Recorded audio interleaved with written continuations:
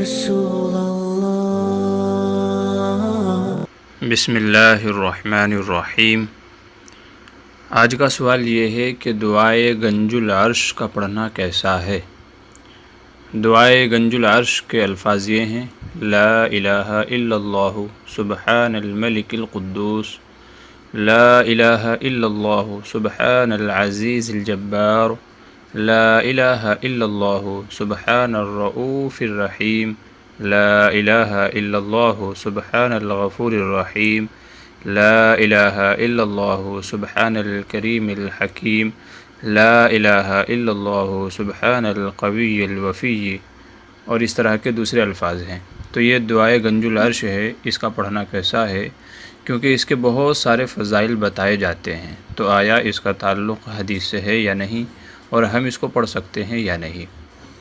اس کا جواب یہ ہے کہ دعائے گنج العرش قرآن و حدیث سے ثابت نہیں ہے۔ جو اس کے الفاظ بتائے جا رہے ہیں یہ حدیث سے ثابت نہیں ہے۔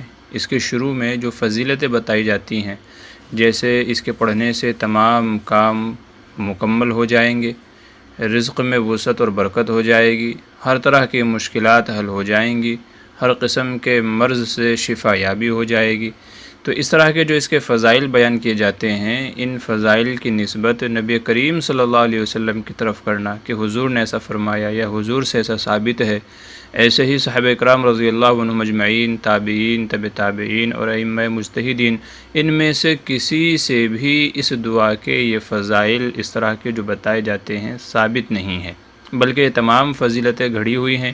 اس لیے اس دعا کو اور اس کے فضائل کو نبی کریم صلی اللہ علیہ وسلم یا صحابہ اکرام رضی اللہ عنہم اجمعین یا ائمہ مجتہدین رحمہم اللہ سے منقول اور مروی سمجھ کر کے پڑھنا جائز نہیں ہے۔ یعنی یہ سمجھیں کہ اس دعا کے پڑھنے کے یہ فضائل، یہ فائدے ہیں، اور یہ حضور صلی اللہ علیہ وسلم نے بتائے ہیں حدیث میں، یا صحابہ یا ائمہ مجتہدین نے بتائے ہیں، تو یہ سمجھ کر کے پڑھنا یہ جائز نہیں ہے۔ لیکن چونکہ اس دعا کے الفاظ معنی کے اعتبار سے درست ہیں، لہٰذا پڑھنے کی تو اجازت ہے، لیکن حضور نے ایسا فرمایا یا حدیث میں اس کے یہ فضائل ہیں، یہ سمجھ کر کے نہ پڑھیں، بلکہ جیسے اور دیگر دعائیں ہم لوگ پڑھ سکتے ہیں جن کے الفاظ اور معنی درست ہوتے ہیں، تو جیسے وہ دعائیں پڑھ سکتے ہیں تو ایسے ہی اس دعا کو بھی پڑھ سکتے ہیں، لیکن اس نیت اور اس عقیدے سے نہ پڑھے کہ اگر اس دعا کو پڑھیں گے تو یہ فضائل حل ہوں گے جو اوپر بتائے گئے، رزق میں وسعت ہوگی، برکت ہوگی، مشکلات حل ہوں گی، مرض سے شفا بھی ہوگی وغیرہ وغیرہ۔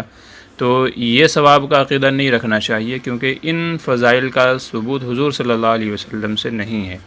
لہٰذا بہتر یہی ہے کہ ان دعاؤں کا اہتمام کریں جو حضور صلی اللہ علیہ وسلم سے منقول ہیں، قرآنی دعائیں ہیں یا حدیث نبوی میں وارد دعائیں ہیں، تو ان دعاؤں کے پڑھنے کا اہتمام کرنا چاہیے۔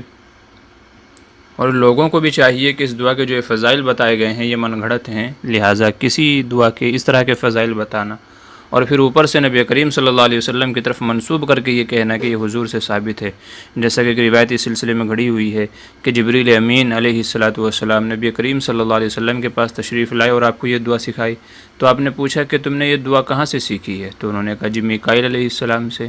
میکائیل سے پوچھا گیا بھئی آپ نے کہاں سے جو ہے یہ دعا سیکھی ہے؟ تو فرمایا کہ اسرافیل علیہ السلام سے۔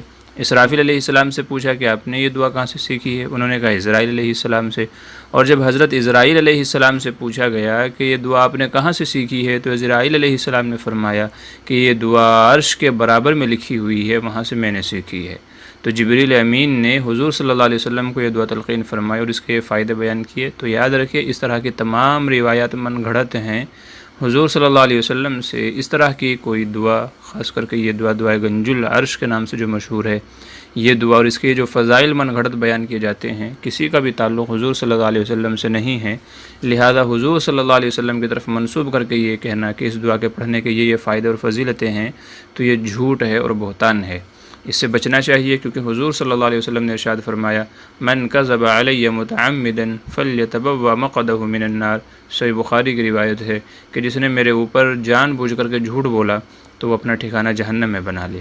لہذا بہتر یہی ہے کہ وہ دعائیں پڑھنے کا اہتمام کریں کہ جن کا ثبوت قرآن کریم میں ہے، قرآن کریم میں وارد شدہ دعائیں ہیں یا نبی کریم صلی اللہ علیہ وسلم سے ثابت شدہ دوسری دعائیں ہیں، تو ان دعاؤں کے پڑھنے کا اہتمام کرنا چاہیے۔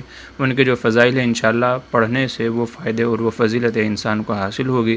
اس طرح کی دعائیں کہ جن کا حدیث سے ثبوت نہیں ہے، تو ان دعاؤں کے پڑھنے کا ثواب تو ملے گا، لیکن یہ جو فائدہ بیان کیے گا، یہ فائدہ وہ فائدہ یہ فائدہ وہ فائدہ، تو یہ حقیقت میں وہ فائدے آدمی کو میسر اور حاصل نہیں ہوں گے۔ تو یہ مسئلہ ہے دعائے گنج العرش کا۔ لوگ سوال کرتے رہتے ہیں کہ جس کا پڑھنا کیسا ہے، اس کی جو فضیلتیں ہیں ثبوت ہے یا نہیں۔ تمام تفصیلی باتیں ہم نے بتا دی ہیں۔ دعا کریں کہ اللہ تبارک و تعالیٰ کہنے سننے سے زیادہ عمل کے توفیق نصیب فرمائے، دین کے مسائل کو سیکھ کر کے سمجھ کر کے ان کے مطابق عمل کے توفیق نصیب فرمائے۔ آمین ثم آمین۔